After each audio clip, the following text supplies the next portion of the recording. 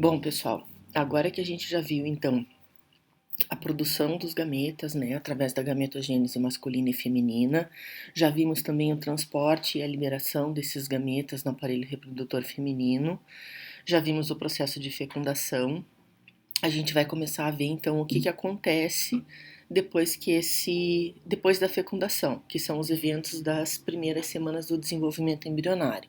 Então, a gente vai começar com a primeira e a segunda semana do desenvolvimento.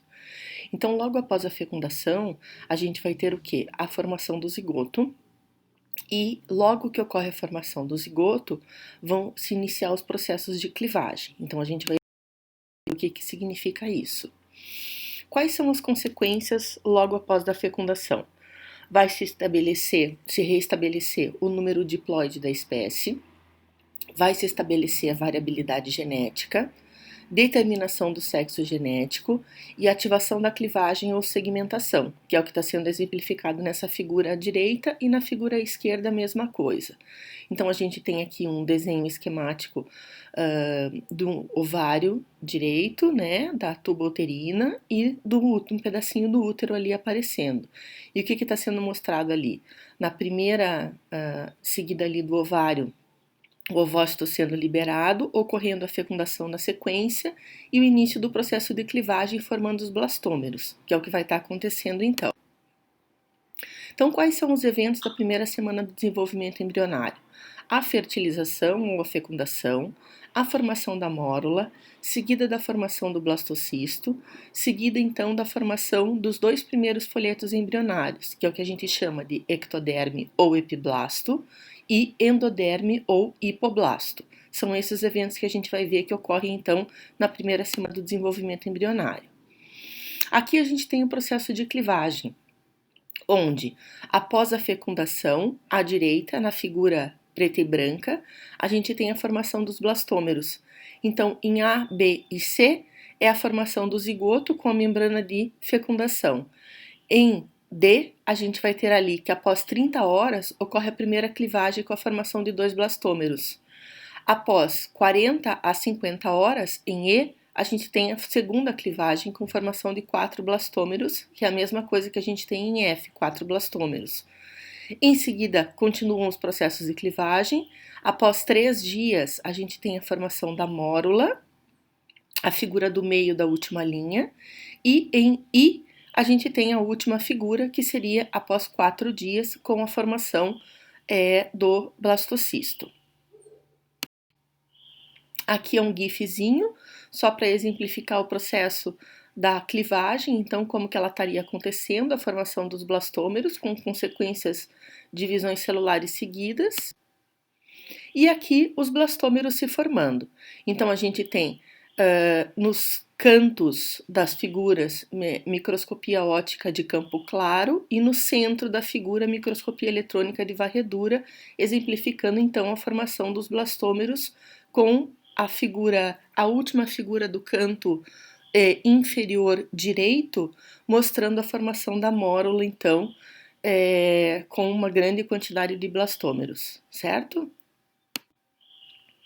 A segmentação ou clivagem, ela tem início, então, como a gente já tinha comentado numas figuras anteriores, 30 horas após a fecundação. O que é a clivagem? Ela consiste de repetidas divisões mitóticas que resultam num rápido aumento do número de células com uma consequente compactação celular. Então, aumenta o número de células, mas o que vai acontecer? As células vão ficando cada vez menores. Isso a gente chama de compactação celular, certo? Por que as células ficam menores? Porque não tem G1 no processo de divisão celular, que é o que leva ao crescimento da célula.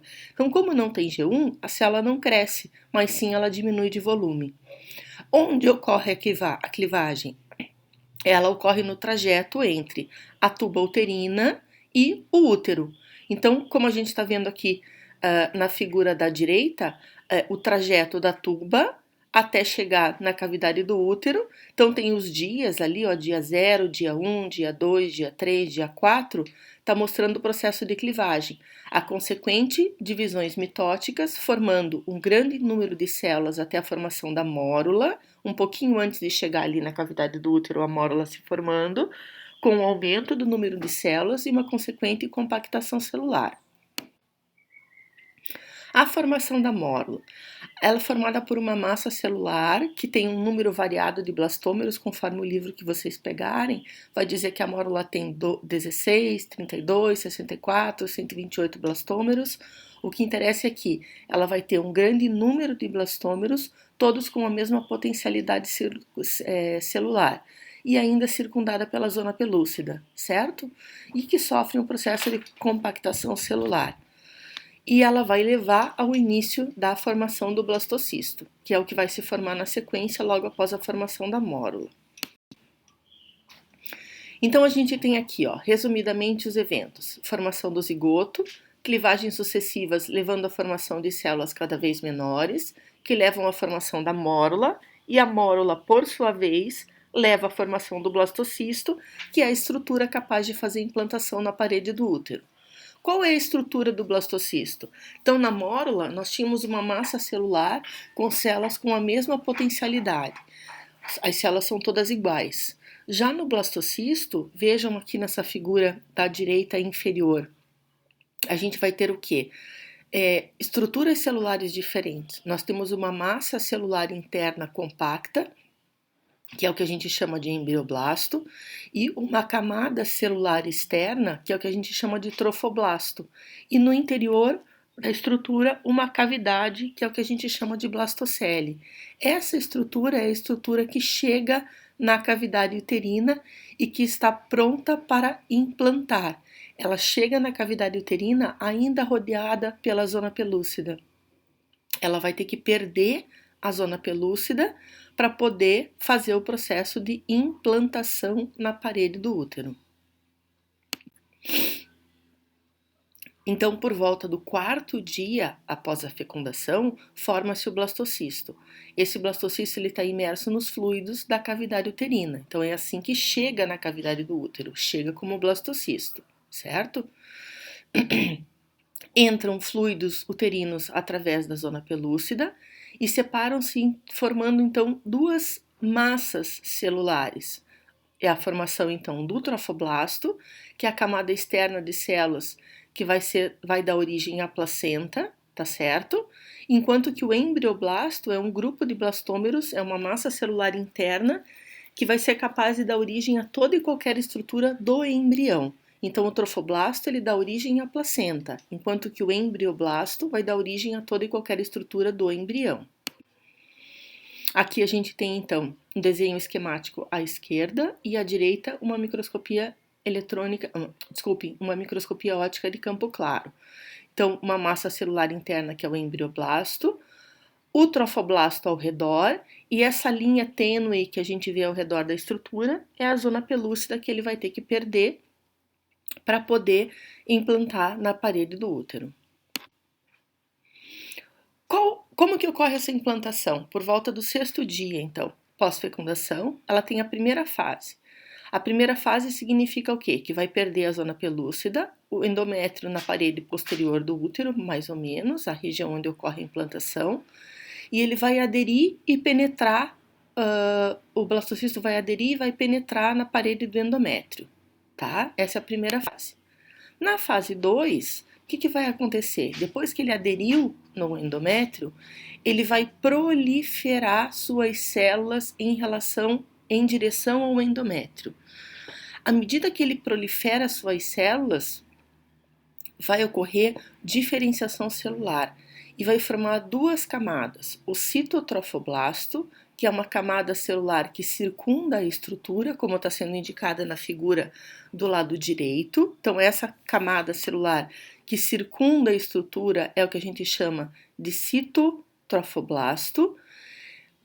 Permanece a massa celular interna, que é o embrioblasto, e essa camada celular que está adentrando no endométrio, sinalizada em cor de rosa ali, é o que a gente chama de sincício trofoblasto. Ela é uma massa celular multinucleada, tá certo? Então, a gente tem a diferenciação celular dando origem a duas outras camadas a partir do trofoblasto. Então, o trofoblasto se diferenciou em citotrofoblasto, que permanece ao redor da estrutura, e em sincício trofoblasto, que é a massa celular que está penetrando no endométrio. Então, o contato do blastocisto com o endométrio, o trofoblasto vai sofrer modificações formando o cito e o sincício trofoblasto, que é o que a gente tem representando ali no desenho, sendo indicado no desenho do lado direito, o cito e o sincício trofoblasto. Esse sincício trofoblasto, ele vai formar prolongamentos em formato de dedos, que é o que a gente chama de prolongamentos digitiformes, do sincício trofoblasto que invadem o endométrio. Esses prolongamentos digitiformes vão fazer com que ocorra uma decídua do endométrio, ou seja, perda tecidual do endométrio. Por quê? Porque vão ter que surgir espaços nesse endométrio para que esse sincício trofoblasto ele possa penetrar no endométrio. Isso pode levar na mulher um pequeno sangramento, tá certo? Por quê? Porque o endométrio é altamente vascularizado. E como que ele penetra? Através da liberação de enzimas hidrolíticas. Essas enzimas hidrolíticas sendo liberadas vão promover então uma pequena erosão nesse endométrio e para que possa ser permitida o quê? A penetração do blastocisto no endométrio. Então, as projeções digitiformes, elas liberam enzimas hidrolíticas que promovem essa erosão para permitir a penetração do blastocisto. Ok?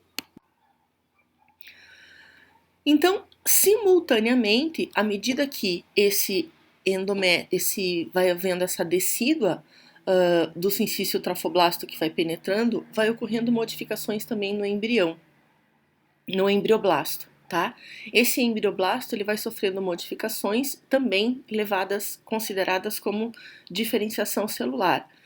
E essa diferenciação celular, ela vai estar relacionada com o surgimento dos 2 primeiros folhetos embrionários. Então, o que era embrioblasto, agora vai ser um embrião bilaminar.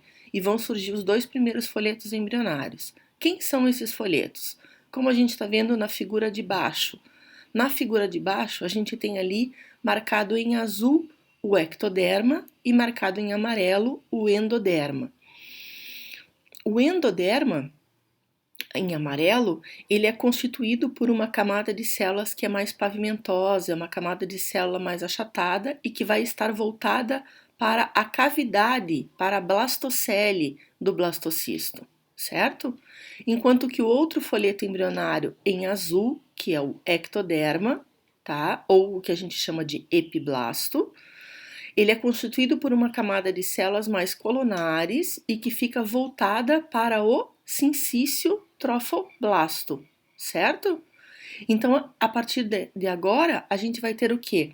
Um embrião bilaminar, porque como a gente está vendo essa estrutura em corte, a gente vê 2 lâminas, 2 folhetos embrionários. Ok, pessoal? Continuamos no próximo link.